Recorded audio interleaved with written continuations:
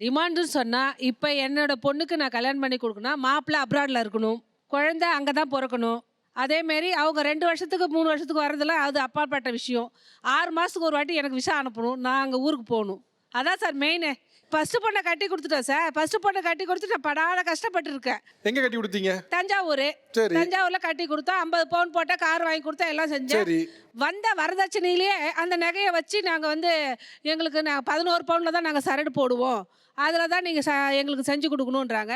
சரி, இப்ப ஃபாரின் மாப்பிள்ளைக்கு என்ன சம்பந்தம்? எப்படி சம்பந்தமே சார் வரலையே? இங்க இவங்க எல்லாத்தையும் சேர்த்து உருக்கி தான் அங்க வெளிநாட்டுக்கு போறாங்க. அதனால நான் வெளிநாட்டு மாப்பிள்ளையே கேட்கலாமே. ஓ, உங்ககிட்ட இருந்து வாங்கி வெளிநாட்டு வாங்கி போறதா வெளிநாட்டுக்கு நினைக்கிறீங்க? அனுப்புறாங்க. அதுக்கு நான் வெளிநாட்டு மாப்பிள்ளையே பார்த்துட்டு போலாம்ல சார். அதுதான் சார் நான் மெயினா பாயிண்ட் அது. சரி, எந்த நாட்டு மாப்பிள்ளை வேணும்? அவங்களுக்கு என் பிள்ளைக்கு என் பொண்ணுக்கு சூஸ் பண்ற மாதிரி ஒரு நல்ல நாடா இருக்கணும்.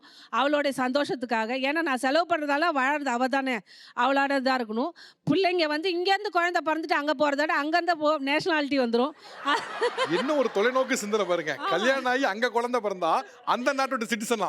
ஆமா சார். அதனால 6 மாசத்துக்கு ஒரு விசா உங்களுக்கு அனுப்பணும். ஆமா சார். நான் போய் என் பொண்ணை பார்த்துட்டு வருவேன். ஜாலியா என்ஜாய் பண்ணுவேன். ஏன்னா நாங்க கஷ்டப்பட்டு அவங்க கேட்கறது எல்லாமே இதுக்கு நான் 6 செஞ்சு மாசம் கொடுக்கல. ஒருத்தர் சுற்றுலா போகணும்னே சொல்லியிருக்கலாம்.